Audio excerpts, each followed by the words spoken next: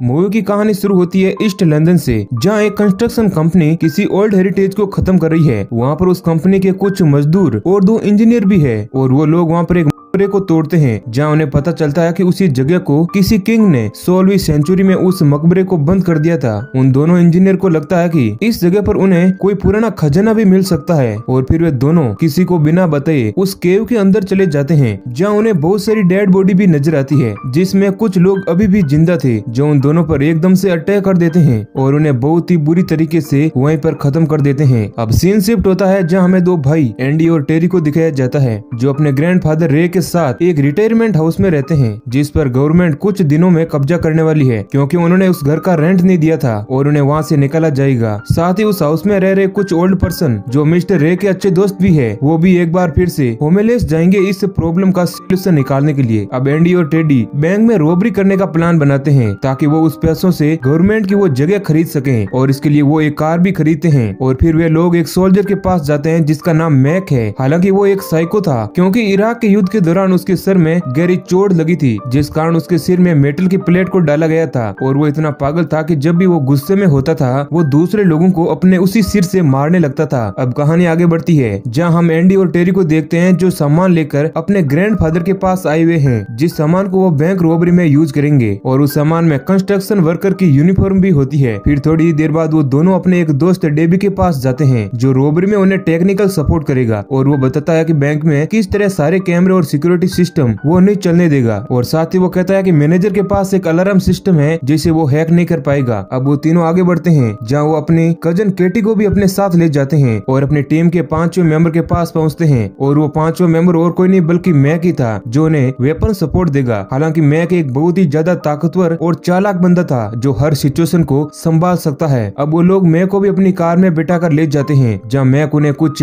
Guns देता है, जो गन्स मैक उस जगह से लेकर आया था जहाँ पर वो काम करता था। अब वो सारे लोग प्लान के मुताबिक बैंक पहुंचते हैं, और जो लोग इंजीनियर के कपड़े पहने हुए थे, क्योंकि उन्हें पता था कि हार्डवेयर कंपनी के वर्कर यहाँ पैसे लेने आने वाले हैं। जिसके बाद वो उनके कपड़े पहनकर आसानी से मैनेजर के पास पहुंच जाते हैं, और मैनेजर भी उन्हें अपने साथ अपने रूम में ले जाती है, जहाँ वो उनसे कुछ डॉक्यूमेंट्स मांगती है। लेकिन इस बारे में एंडी और टेरी ने तैयारी नहीं की थी, और जिसके बाद मैनेजर को ये समझने में ज्यादा देर नहीं लगती कि वो लोग कंपनी के वर्कर नहीं है, और वो चुपचाप सिक्योरिटी अलार्म को ऑन कर देती है, और एंडी की गैंग से पूछती है कि वो लोग कौन है। और इस बात को लेकर मैक को गुस्सा आ जाता है, जिसके बाद वो लोग उसे सेफ रूम जहाँ पैसा रखा हुआ है वहाँ ले जाते हैं, और वो लोग सारे पैसों को लेकर वहाँ से जाने लगते हैं। लेकिन गेट के बाहर पुलिस आ चुकी थी, जिसके बाद मैक अपनी गन से उन पुलिस वालों पर फायर कर देता है, और वो वापस उसी बैंक में आ जाते हैं। वहीं एक तरफ हम उस रिटायरमेंट हाउस को देखते हैं, जहाँ कुछ ज़ॉम्बीज ने अटैक कर दिया है, जो उसी कंस्ट्रक्शन साइट से आए हुए हैं, जहाँ पर उन 2 इंजीनियर की मौत हुई थी। लेकिन एंडी और ग्रैंडफादर किसी तरह सभी लोगों को एक रूम में ले जाते हैं और दरवाजे को बंद कर देते हैं। अब हम बैंक में देखते हैं कि एंडी और उसकी गैंग के 4 लोग जो पुलिस से गिर चुके हैं, जिसके बाद मैक बैंक में आए हुए एमा और क्लाइव नाम के लोगों को होस्ट बनाकर बाहर निकलने का सोचता है। जिसके बाद वो लोग बाहर आते हैं, लेकिन वो देखते हैं कि वहाँ पर अब चारों ओर ज़ॉम्बी ही ज़ॉम्बी है, जो लोगों पर अटैक कर रहे हैं। अब वो सब लोग अपनी कार में बैठ जाते हैं और वहाँ से जाने लगते हैं। लेकिन एंडी देखता है कि एक औरत घायल है और वो उससे मदद की गुहार कर रही है। जिसके बाद एंडी की इंसानियत जाग उठती है और वो उसे अपने साथ ले जाता है। लेकिन कुछ दूर जाने पर वो लेडी ज़ॉम्बी बन जाती है, जिसे मैक गन से शूट करके नीचे फेंक देता है। अब एंडी सभी को लेकर अपने अड्डे पर पहुंचता है, जहां मैक को एक ज़ॉम्बी घायल कर देता है। लेकिन केटी समय रहते उसे गन से शूट कर देती है और उस ज़ॉम्बी का मुंह मैक के हाथ में ही रह जाता है। अब वो लोग अंदर जाते हैं, जहाँ एमा उन्हें बताती है कि शहर में जो हो रहा है, क्या तुम्हें मालूम है आखिर ये सब कुछ क्या चल रहा है। जिसके बाद टेडी और केटी अपनी कार में लगे रेडियो से पता लगाने बाहर जाते हैं, जहाँ केटी टेडी को मैक को खत्म करने का कहती है, क्योंकि अब वो भी इन्फेक्टेड हो चुका था। लेकिन टेडी ऐसा कुछ भी नहीं करना चाहता है, क्योंकि उसे मैक पर यकीन था कि वो एक सोल्जर है और वो हर हालात में अपने आप को संभाल सकता है, और उसे लगता है कि मैक ज़ॉम्बी नहीं बनेगा। अब एमा उन लोगों को कहती है कि उसकी बहन बहुत ही बीमार है और वो घर में अकेली है, इसलिए हमें जाने दे। लेकिन मैक ऐसा नहीं चाहता है। वो एमा और क्लाइव को लेकर एक अलग रूम में आ जाता है और एंडी से कार की चाबी भी ले लेता है, क्योंकि उसे शायद अब उन पर बिल्कुल भी भरोसा नहीं था। अब जब मैक उस रूम में पहुंचता है तो एक ज़ॉम्बी उस पर अटैक कर देता है, जिसके बाद मैक उसे बड़ी ही दरिंदगी से मार देता है और एमा और क्लाइव को भी वहीं पर बांध देता है। तभी हम एंडी को देखते हैं जो पैसों का बैग एक कार में रखकर आ रहा होता है, जिस पर एक ज़ॉम्बी अटैक कर देता है, लेकिन एंडी उसे एक फावड़े की मदद से खत्म कर देता है। और एक तरफ हमें दिखाया जाता है कि मिस्टर रे अपने एक साथी को बचाने के लिए उस हाउस से बाहर आता है, क्योंकि वो बूढ़ा आदमी ठीक से नहीं चल पाता है और रे उसे बहादुरी से बचा कर वापस ले आता है। वहीं एक और हम देखते हैं कि मैक अब पूरी तरीके से ज़ॉम्बी बन चुका है और वो ऑलमोस्ट एम्मा और क्लाइव पर हमला करने ही वाला होता है, लेकिन एम्मा के चिल्लाने पर सारे लोग वहाँ पर आ जाते हैं और एंडी मैक को एक गन से मारने लगता है, लेकिन मैक नहीं मरता क्योंकि उसके सिर में मेटल की प्लेट लगी हुई है। लेकिन एंडी चालाकी से मैक के मुंह में एक ग्रेनेड डाल देता है, जिससे मैक की भी मौत हो जाती है। और इसी अफरा तफरी में क्लाइव के हाथ में एक गन लग जाती है और वो सभी रॉबर्ट्स को गन दिखाने लगता है, लेकिन तभी उस पर पीछे से कुछ ज़ॉम्बी अटैक कर देते हैं और उसे भी मार देते हैं। लेकिन इसी बीच में वो गन भी चल जाती है और जिसकी गोली डेबी को लग जाती है और वो भी वहीं पर मर जाता है। अब एंडी सब लोगों को रिटायरमेंट हाउस चलने को कहता है, क्योंकि उसे उसके ग्रैंडफादर की फिक्र हो रही थी और वो लोग एम्मा को भी अपने साथ ले जाते हैं, जिसे वो लोग उसकी बहन के घर पर छोड़ देंगे। अब वो लोग किसी तरह ज़ॉम्बी से अपनी जान बचाते हुए कार में आकर बैठ जाते हैं, लेकिन उस कार की चाबी मैक के पास थी। जिसके बाद एंडी कार की चाबी लेने के लिए मैक की बॉडी के पास जाता है, जहाँ एक ज़ॉम्बी फिर से उस पर अटैक कर देता है, लेकिन एंडी की गन अब खाली हो चुकी थी और तभी वहाँ पर टेडी आ जाता है और उसे बचा कर ले जाता है और फिर वो लोग वहाँ से निकल जाते हैं। अब वो सारे लोग मैक के उसी ठिकाने पर जाते हैं जहाँ बहुत सारी गन्स उन्हें मिलती है और वो लोग उन गन्स को अपने साथ ले लेते हैं ताकि ज़ॉम्बी से वो लोग अपनी जान बचा सकें। फिर वो लोग एक बस को लेकर उस रिटायरमेंट हाउस तक पहुँचते हैं, जहाँ वो छत से उस हाउस में आ जाते हैं और एंडी और टेडी को वहाँ देखकर मिस्टर रे बहुत ही खुश होता है और अब एंडी सारे लोगों को हथियार दे देता है, जिसकी मदद से वो ज़ॉम्बीज को खत्म करने वाले हैं। और फिर वो घर से बाहर आते हैं, लेकिन वो देखते हैं कि वहाँ बस नहीं थी, जो बस वो लोग एम्मा के हवाले करके गए थे। लेकिन तभी वहाँ पर एम्मा अचानक बस लेकर आ जाती है और वो सारे लोग उस बस में बैठ जाते हैं। अब आगे हम देखते हैं कि एम्मा बातों ही बातों में मिस्टर रे को उस रॉबरी के बारे में बता देती है, जिस कारण मिस्टर रे को बहुत बुरा लगता है। लेकिन जब एंडी और टेडी बताते हैं कि उन्होंने ऐसा इसलिए किया कि वो रिटायरमेंट हाउस को बचाना चाहते थे, अब मिस्टर रे को भी अपने पोतों पर गर्व होता है, लेकिन वो आगे से उन्हें ऐसा करने से मना करता है। और अब वो लोग शहर के दूसरी छोर की तरफ आगे बढ़ते हैं, जहाँ वो बोट की मदद से उस एरिया को छोड़ देंगे। लेकिन रास्ते में उस बस का फ्यूल खत्म हो जाता है और उन्हें पैदल ही उस बोट तक जाना पड़ता है। हालांकि उनके पास ज़ॉम्बीज को खत्म करने के लिए बहुत सारे वेपन्स होते हैं, जिसकी मदद से वो लोग आसानी से उस बोट तक पहुंच जाते हैं और वो सारे लोग उस बोट में चढ़ जाते हैं। लेकिन केटी जब बोट को स्टार्ट करने लगती है तो उन्हें पता चलता है कि अफरा तफरी में वो लोग बोट की चेन खोलना भूल ही गए थे। अब रे खुद उस चेन को खोलने अकेले जाने का कहता है